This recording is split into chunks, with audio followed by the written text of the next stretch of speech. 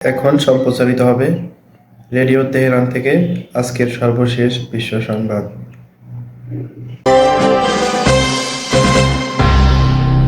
সংবাদ শিরোনাম। ইরান তার প্রতিরক্ষা সক্ষমতা শক্তিশালী না করলে গাজায় চলমান অপরাধযজ্ঞ ইরানি জনগণের বিরুদ্ধে চালানো হতো, মন্তব্য প্রেসিডেন্ট পেজেশকিয়ানের। স্বপ্ন পূরণের আগে দমে না যেতে বাংলাদেশি শিক্ষার্থীদের প্রতি প্রধান উপদেষ্টার আহ্বান, রাজনাথের বক্তব্য বাংলাদেশের জন্য বিস্ময়ের, বললেন তৌহিদ হোসেন। ভারতের আজিকার হাসপাতালে চিকিৎসকের ধর্ষণ ও খুনের সিবিআই তদন্তে এখনও আসার আলো নেই, বিচারের দাবিতে মহা মিছিল করলেন চিকিৎসকরা।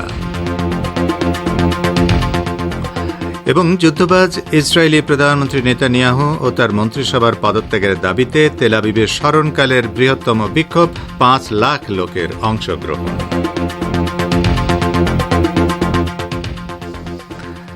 আসসালামু আলাইকুম শ্রোতা বন্ধুরা, গুরুত্বপূর্ণ সংবাদ শিরোনাম শুনলেন এতক্ষণ। এবারে বিস্তারিত বিশ্ব সংবাদে আপনাদের আমন্ত্রণ জানাচ্ছি আমি নাসির মাহমুদ।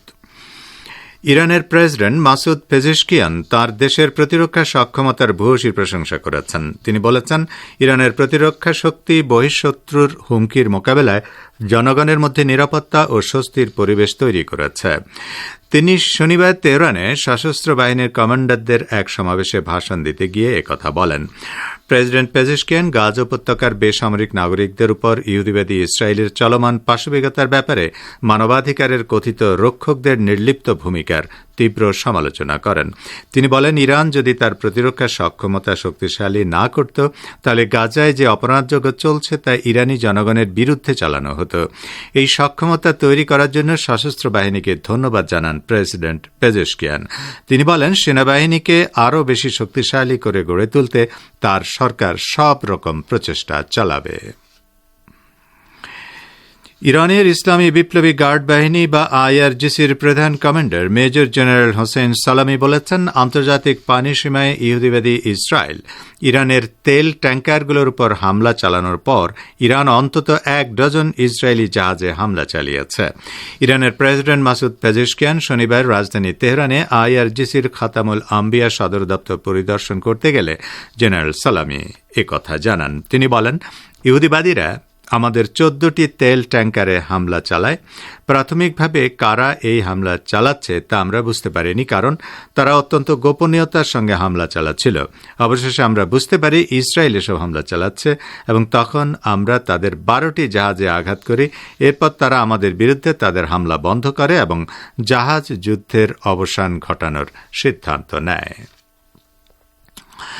ইরানের পররাষ্ট্র মন্ত্রণালয়ের মুখপাত্র নাসের কানিয়ানি বলেছেন, চারদিক দিয়ে হতাশ হয়ে ইহুদিবাদী ইসরায়েল এখন জর্দান নদীর পশ্চিম তীর ও গাজা উপত্যকায় পোড়ামাটি নীতি অবলম্বন করছে। গাজা উপত্যকায় গণহত্যা চালানোর একই সময়ে অধিকৃত জর্দান নদীর পশ্চিম তীরে গত 10 দিন ধরে ভয়াবহ সামরিক অভিযান চালাচ্ছে দখলদার সেনারা। সেখানকার নাবলুস, জেনিন ও তুলকারাম শহরে ইসরায়েলি সেনাদের ভয়াবহ হামলায় কয়েক ডজন ফিলিস্তিনি শহীদ হয়েছেন। এ সম্পর্কে নাসের কানিয়ানি নিজের অফিসিয়াল এক্স পেজে দেওয়া এক পোস্টে বলেছেন, ইসরায়েল প্রচণ্ড বিধ্বংসী মানসিকতা নিয়ে গত প্রায় 1 বছর ধরে গাজা উপত্যকার সকল অবকাঠামো ধ্বংস করে দিয়েছে। দখলদার সেনারা এখন পশ্চিম তীরে ঝাঁপিয়ে পড়েছে এবং সেখানকার উত্তর অংশে, বিশেষ করে নাবলুস ও জেনিনে নজিরবিহীন পাশবিকতা চালাচ্ছে। আপনারা বিশ্ব সংবাদ শুনছেন রেডিও তেহরান থেকে। বাংলাদেশ, ভারত ও মধ্যপ্রাচ্যে শর্টওয়েভ 25 মিটার ব্যান্ডে আর বিশ্বজুড়ে ইন্টারনেট ও স্যাটেলাইটে। বাংলাদেশের অন্তর্বর্তী সরকারের প্রধান উপদেষ্টা ড মোহাম্মদ ইউনুস বৈষম্য বিরোধী ছাত্র আন্দোলনের শিক্ষার্থীদের উদ্দেশ্যে বলেছেন, ছাত্র জনতার আকাঙ্ক্ষার যে স্বপ্নের বাংলাদেশ গড়ে তোলার কাজ শুরু হয়েছে তা শেষ না হওয়া পর্যন্ত তোমরা এর থেকে বেরিয়ে যেও না। তিনি এই স্বপ্ন বাস্তবায়নে ছাত্রদের সার্বক্ষণিক কাজ করে যাওয়ার আহ্বান জানিয়েছেন। আজ তেজগাঁওয়ে অবস্থিত প্রধান উপদেষ্টার কার্যালয়ে ছাত্র সংগঠক এবং বিভিন্ন বিশ্ববিদ্যালয় ও কলেজের ছাত্র প্রতিনিধিদের সাথে এক মতবিনিময় সভায় প্রধান উপদেষ্টা একথা বলেন। সভার শুরুতে প্রধান উপদেষ্টা ছাত্র জনতার আন্দোলনের শহীদ ও আহত শিক্ষার্থীদের কথা গভীর শ্রদ্ধা শ্রদ্ধাভরে স্মরণ করেন। এ সময় হতাহতদের বিষয়ে কথা বলতে গিয়ে আবেগ আপ্লুত হয়ে পড়েন ড ইউনূস। কাঁদতেও দেখা যায় তাকে। তিনি বলেন, যারা শহীদ হয়েছে আজকে তারা আমাদের সঙ্গে বসতে পারত, কিন্তু সেই সুযোগ তাদের দেওয়া হয়নি। বাংলাদেশ নিয়ে ভারতের প্রতিরক্ষামন্ত্রী রাজনাথ সিং এর বক্তব্যে বিস্ময় প্রকাশ করেছেন অন্তর্বর্তীকালীন সরকারের পররাষ্ট্র উপদেষ্টা তৌহিদ হোসেন। আজ দুপুরে পররাষ্ট্র মন্ত্রণালয়ে সাংবাদিকদের এক প্রশ্নের জবাবে তিনি বলেন, আমি যতটা উদ্বিগ্ন তার চেয়ে বেশি অবাক যে উনি এ ধরনের কথা কেন বললেন। আমি এটার কোনো কারণ খুঁজে পাই না। গত বৃহস্পতিবার উত্তরপ্রদেশের লখনৌতে সশস্ত্র বাহিনীর কমান্ডারদের প্রথম যৌথ সম্মেলনে প্রতিরক্ষামন্ত্রী রাজনাথ সিং বাংলাদেশ পরিস্থিতি নিয়ে কথা বলেন। তিনি বলেন, ভারত শান্তিপ্রিয় দেশ। শান্তি রক্ষার জন্য ভারতের সশস্ত্র বাহিনীকে যুদ্ধের জন্য প্রস্তুত থাকতে হবে। বাংলাদেশের পররাষ্ট্র উপদেষ্টা তৌহিদ হোসেন বলেন, আমি যতটা উদ্বিগ্ন তার চেয়ে বেশি অবাক যে উনি কেন একথা বললেন। আমি এটার কোনো কারণ খুঁজে পাই না। আমি কোনো অবস্থাতেই মনে করি না ভারতের সঙ্গে আমাদের যুদ্ধ বিগ্রহ হওয়ার কোনো আশঙ্কা রয়েছে।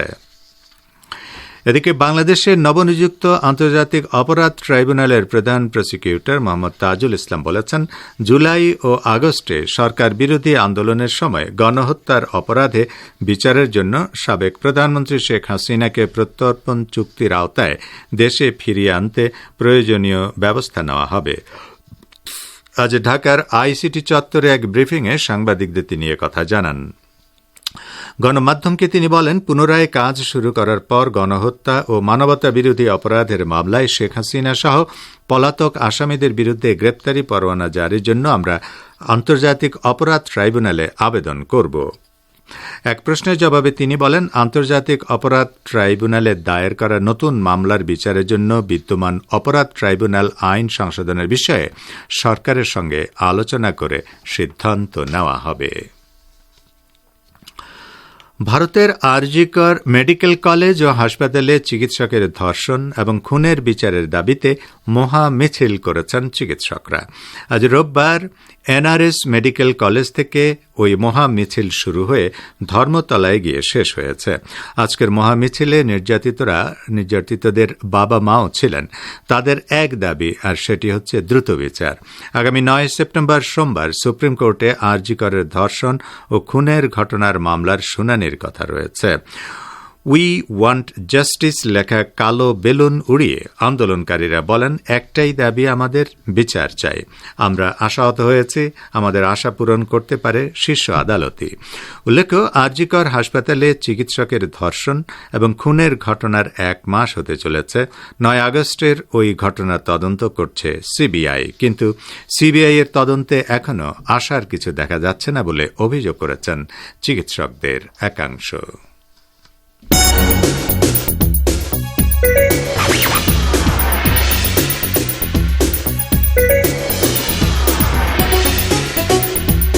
রেডিও তেহরান, খবরের সঙ্গে 24 ঘন্টা। ভিজিট করুন আমাদের ওয়েবসাইট parstoday.ir/dn।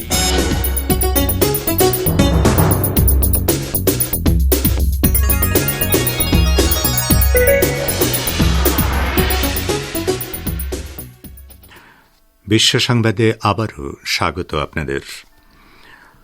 5 লাখেরও বেশি ইহুদিবাদী বসতি স্থাপনকারী আবারও দখলদার শাসক গোষ্ঠীর যুদ্ধবাজ প্রধানমন্ত্রী বেনিয়ামিন নেতানিয়াহু এবং তার মন্ত্রিসভার পদত্যাগের দাবিতে তেল আবিবের রাস্তায় বিক্ষোভে ফেটে পড়েছে। গাজায় একটি টেকসই যুদ্ধবিরতি চুক্তিতে পৌঁছাতে ব্যর্থ হওয়ার পাশাপাশি বন্দীদের মুক্ত করে নিয়ে আসার ব্যাপারে কোনো সফলতা না থাকায় ইসরায়েলিরা এই বিক্ষোভ দেখিয়েছে। ইসরায়েলি মিডিয়া জানিয়েছে, শনিবার তেল আবিবে টানা 8ম রাতে 5 লাখেরও বেশি ইসরায়েলি এ যাবৎকালের সবচেয়ে বড় সরকার বিরোধী বিক্ষোভে অংশ নিয়েছে।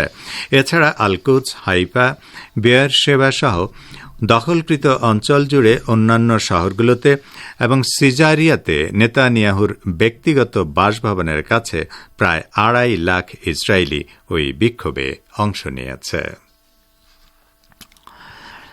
একজন ট্রাক চালক জর্দান ইসরায়েল সীমান্তের আল কারামা ক্রসিংয়ে প্রবেশ করে 3 জন ইহুদিবাদী সৈন্যকে হত্যা করেছে। ক্রসিংয়ের নিরাপত্তা কর্মকর্তাদের লক্ষ্য করে ট্রাক চালক গুলি ছুড়লে ওই 3 নিরাপত্তারক্ষী নিহত হয়। আল কারামা ক্রসিং অভিযানের সময় নিরাপত্তা বাহিনীর গুলিতে জর্দানের ওই ট্রাক চালকও নিহত হন। ইসরায়েলের হিব্রু ভাষার মিডিয়াও জানিয়েছে নিহত 3 জন ইহুদিবাদী ইসরায়েলের সীমান্ত ক্রসিং বিভাগের নিরাপত্তা কর্মকর্তা ছিল। ইসরায়েলি গণমাধ্যমের খবরে বলা হয়েছে, ইহুদিবাদ বিরোধী ওই অভিযানের পর ইসরায়েলি সেনাবাহিনী সীমান্ত এলাকায় ব্যাপক তল্লাশি অভিযান চালাচ্ছে। ইহুদিবাদী সেনাবাহিনী আল কারামা ক্রসিংয়ের জর্দানের বেশ কয়েকজন ট্রাক চালককেও আটক করেছে বলে জানানো হয়েছে। ফিলিস্তিন পিপলস ফ্রন্ট আল কারামা ক্রসিং অভিযানকে দখলদার ইসরায়েলের জন্য একটি বেদনাদায়ক চপেটাঘাত বলে মন্তব্য করেছে। বিশ্বের ক্ষুধার্ত জনসংখ্যার ৮০%ই গাজা উপত্যকার অধিবাসী বলে মন্তব্য করেছেন খাদ্যের অধিকার বিষয়ক জাতিসংঘের বিশেষ প্রতিবেদক মাইকেল ফাখরি।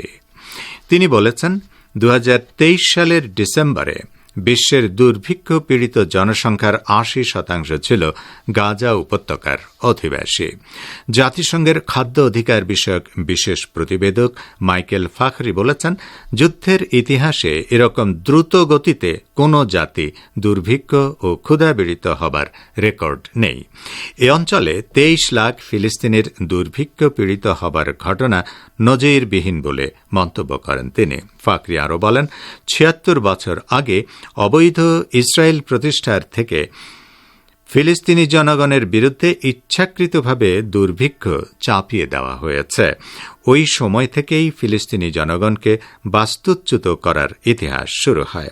তারপর থেকে ইসরায়েল ফিলিস্তিনি জনগণকে ক্ষুধার্ত রাখার নীতির দিকে ঝুঁকেছে বলে জাতিসংঘের ওই প্রতিবেদক উল্লেখ করেন।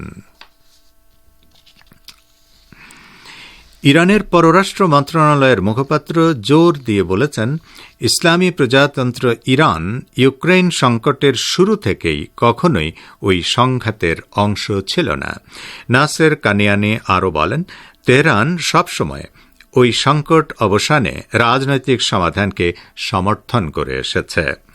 বিশিষ্ট কূটনীতিক নাসের কানিয়ানি বলেন, ইউক্রেন সংকটের ব্যাপারে ইরানের নীতিগত ও ঘোষিত পন্থা অপরিবর্তিত রয়েছে। রাশিয়াকে ইরানের ব্যালিস্টিক ক্ষেপণাস্ত্র দেওয়ার দাবি সম্পর্কে সাংবাদিকদের এক প্রশ্নের জবাবে তিনি একথা বলেন। ইরান থেকে রাশিয়ার জন্য ব্যালিস্টিক ক্ষেপণাস্ত্র পাঠানো হচ্ছে, কিছু কিছু পশ্চিমা দেশের এরকম ভিত্তিহীন দাবিকে রাজনৈতিক উদ্দেশ্য প্রণোদিত বলেও মন্তব্য করেন নাসের কানিয়ানি। তো শ্রোতাবন্ধুরা, আমাদের নিউজ ডেস্কে এই ছিল এখনকার মতো সর্বশেষ বিশ্ব সংবাদ। সঙ্গে থাকার জন্য আপনাদের অনেক অনেক ধন্যবাদ।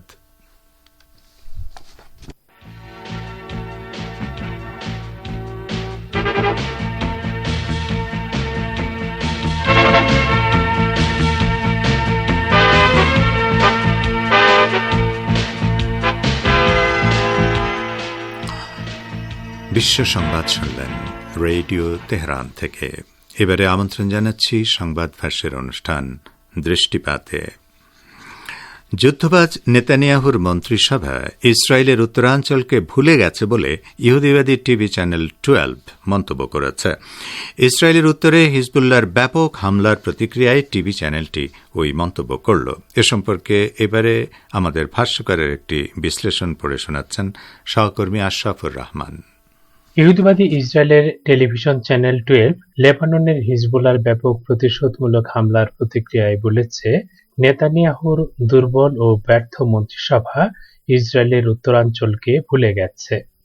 অধিকৃত অঞ্চলের উত্তরে হিজবুল্লাহর ব্যাপক ড্রোন হামলা, লেবাননের প্রতিরোধের শক্তি সম্পর্কে ইসরায়েলের স্বীকৃতি, অধিকৃত অঞ্চলের উত্তরে বসতি স্থাপনকারী ইহুদিবাদীদের হতাশার অনুভূতি প্রকাশ এবং ইহুদিবাদীদের নতুন ক্ষয়ক্ষতি, অধিকৃত অঞ্চলের উত্তরে ইসরায়েলের সঙ্গে এই প্রতিরোধকামী সংগঠনটির সংঘাত প্রসঙ্গে আল মানা টেলিভিশন নেটওয়ার্ক জানিয়েছে, লেবাননের হিজবুল্লাহ ইহুদিবাদী হামলার প্রতিক্রিয়ায় এবং ফিলিস্তিনি জনগণকে সমর্থন করার লক্ষ্যে 6টি বড় আকারের অভিযানে অধিকৃত অঞ্চলের উত্তরে সেতুলা, কারিয়াত শেমোনা, বেত হিলেল ইব্রিম, আল মারাস, উল আলা, মিরন আল মানারা এবং জাল এর অবৈধ বসতিগুলোতে ইহুদি সৈন্যদের অবস্থানগুলো ড্রোন দিয়ে ধ্বংস করেছে।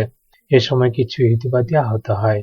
ইহুদিবাদী সেনাবাহিনী রেডিও স্বীকার করেছে, গত আগস্ট মাসে লেবানন থেকে অধিকৃত ফিলিস্তিনের উত্তরে মোট 1037টি রকেট নিক্ষেপ করা হয়েছে। এই প্রতিবেদন অনুসারে আগস্ট মাসে হিজবুল্লাহ কর্তৃক অধিকৃত অঞ্চলের দিকে প্রতিদিন গড়ে 40টি রকেট ছোড়া হয়, যা গাজার বিরুদ্ধে ইহুদিবাদী যুদ্ধ শুরু হওয়ার পর থেকে সর্বোচ্চ সংখ্যক রকেট নিক্ষেপের ঘটনা। ইহুদিবাদী শাসক গোষ্ঠী চ্যানেল 12 লেবাননের হিজবুল্লাহর ব্যাপক হামলার প্রতিক্রিয়ায় জানিয়েছে যে দুর্বল এবং ব্যর্থ ইসরায়েলি মন্ত্রিসভা অধিকৃত উত্তরাঞ্চলের কথা ভুলে গেছে এবং কেবল ফিলাডেলফিয়া অক্ষের কথা বলছে। উত্তরে ইসরায়েলের নীতি একটি নিয়ন্ত্রণ নীতি নয় এবং এই নীতির মাধ্যমে ইসরায়েলি মন্ত্রিসভা লেবাননের হিজবুল্লাহকে এই অঞ্চলগুলোতে যা ইচ্ছা তা করার অনুমতি দিয়েছে। ইসরায়েলের চ্যানেল 12 এর প্রতিবেদক হেদার গিটিস বলেছেন, ইসরায়েলি সেনাবাহিনী আক্রমণ করছে কিন্তু পরিস্থিতি নিয়ন্ত্রণ করতে পারছে না। আমরা যা দেখছি, লেবানন থেকে হামলা বন্ধ হচ্ছে না। লেবাননের হিজবুল্লাহর হামলার ছত্রছায়ায় কিভাবে তাদের জীবন এভাবে চালিয়ে যাওয়া যায় তা নিয়ে কয়েক লাখ ইহুদিবাদী বসতি স্থাপনকারীর মনে প্রশ্ন রয়েছে।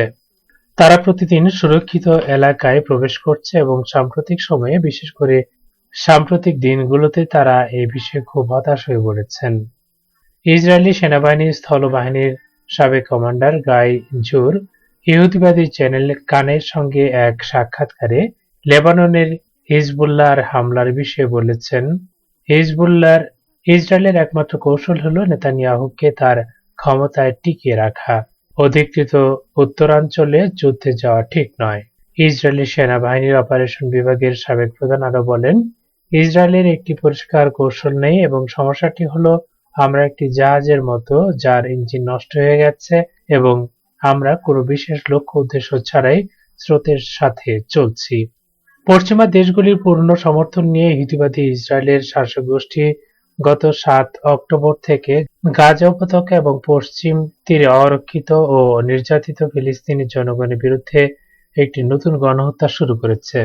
হামলার আগে ইসরায়েলের শাসক গোষ্ঠী যে লক্ষ্য উদ্দেশ্য নির্ধারণ করেছিল, গত 11 মাসের যুদ্ধে তা অর্জন করতে পারেনি। সর্বশেষ প্রতিবেদন অনুযায়ী গাজায় ইহুদিবাদী শাসক গোষ্ঠীর হামলায় 40,000-এরও বেশি ফিলিস্তিনি নিহত এবং এতক্ষণ যারা আমাদের সংবাদটি শুনলেন, সবাইকে অসংখ্য ধন্যবাদ। আমাদের নিয়মিত ভিউয়ার যারা আছেন তাদের 82% ভিউয়ার্স এখনও আমাদের চ্যানেলটি সাবস্ক্রাইব করেননি।